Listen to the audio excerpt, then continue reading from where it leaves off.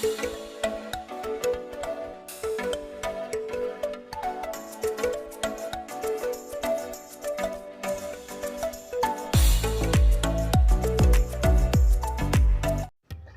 Vanakkam, Namaste, Namaskar. Welcome back to my YouTube channel Indonesian Indian Kitchen. Resepi kali ini yaitu nasi biryani PKP 3.0. Kenapa saya bilang nasi biryani lockdown 3.0? Karena ini memang dengan menggunakan bahan seadanya untuk pembuatan nasi biryani ini pada masa lockdown. Kebetulan orang di rumah ingin makan nasi biryani, tapi bahannya itu tidak terlalu lengkap, tapi dengan bahan seadanya dapat juga membuat nasi biryani yang menjadi luar biasa. Seperti apa dan apa-apa saja bahannya? Jom kita mulai. Pertama-tama panaskan kuali dan berikan sebanyak 2 sendok besar minyak sapi, ataupun boleh menggunakan pelanta ataupun minyak sayur biasa ya, secukupnya. Kalau untuk minyak sapi 2 sendok besar. Dan untuk rempah kesemuanya seperti kayu manis, bunga lawang maksud saya, kapulaga dan juga bunga cengkehnya ditumis sampai wangi. Setelah naik wanginya baru masukkan bawang merah dengan sejumlah 2 bawang merah besar. Dan di sini nasi biryani ini sedap dan enaknya itu daripada bawang ini dan juga tomat yang akan saya gunakan untuk menaikkan rasa dari nasi biryani ini.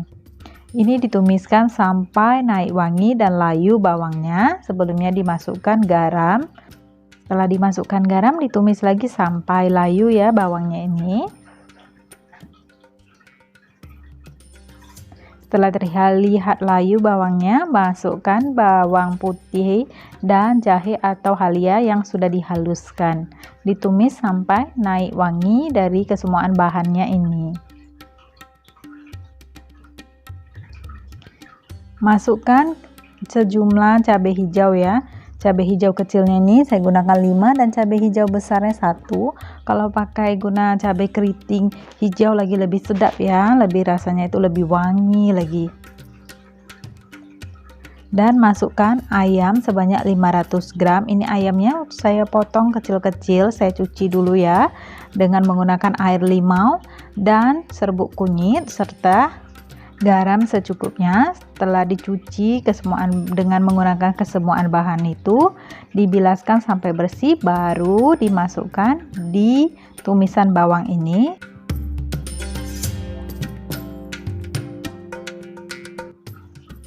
Setelah ditumiskan kurang lebih 2 atau 3 menit ya, masukkan kesemuaan serbuk rempahnya. Ini serbuk rempahnya ini sudah sesuai ya dengan jumlah nasi yang nanti kita akan masak, sebanyak 4 cawan beras, yang cawan beras kecil itu ya, cawan beras yang biasa untuk magic cooker atau rice cooker.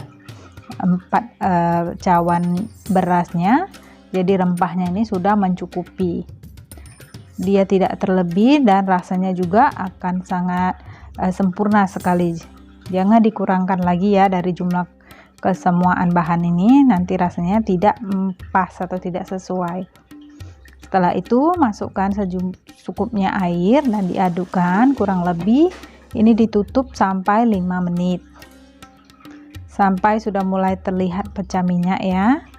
Ini boleh diadukkan dan dijaga ya, jangan sampai nanti bawahnya itu hangus atau gosong.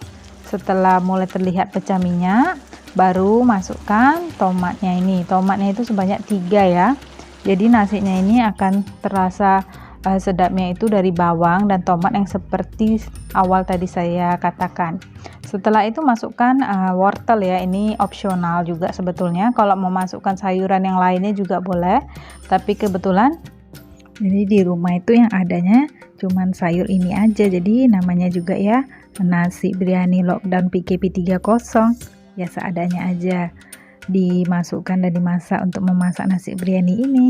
Selanjutnya saya masukkan sebanyak 3 sendok makan ya, atau sendok besar yogurtnya. Ini boleh di skip ya, kalau nggak mau menggunakan yogurt nggak masalah, cuman diperaskan air lemon sebanyak 20 ml aja atau 2 sudu besar ya.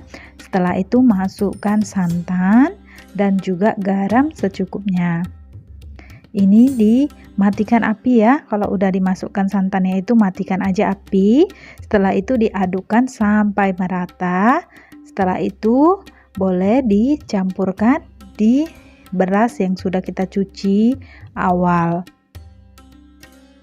Ini beras yang sudah kita cuci awal, yang saya gunakan 4 cawan beras ya. Ini dicuci bersih dan ini saya rendam selama 5 menit saja, nggak lama-lama.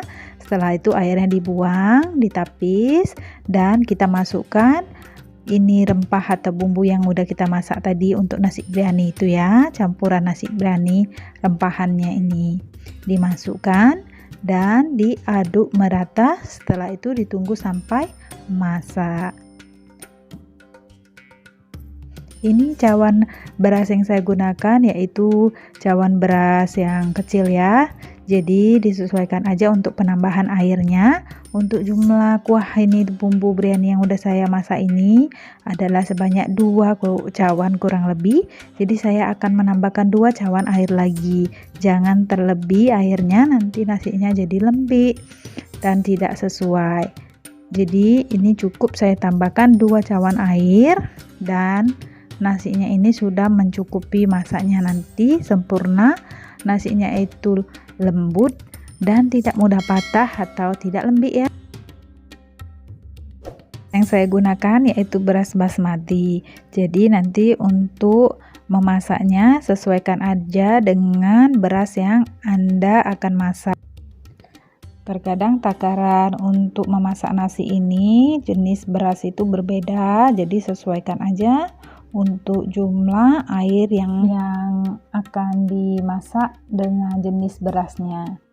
Jadi takarannya itu disesuaikan saja. Selanjutnya masukkan sejumlah daun ketumbar, dan ini saya menggunakan bawang goreng ya untuk atasannya, diletakkan di atasnya saja. Dan ini dimasakkan, sesuaikan aja di rice cookernya. Nah ini dia hasilnya setelah masak. Lembut sekali, tidak mudah patah. Waktu mengacaunya itu bagus menggunakan garpu ataupun dengan chopstick ya. Nah ini masih panas sekali tapi wangi, harum satu rumah.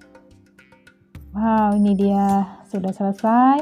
Saya sediakan dengan acar timun dan juga itu adalah daging kambing vegetarian ya. Saya masak kari kering, dimakan bersamaan itu.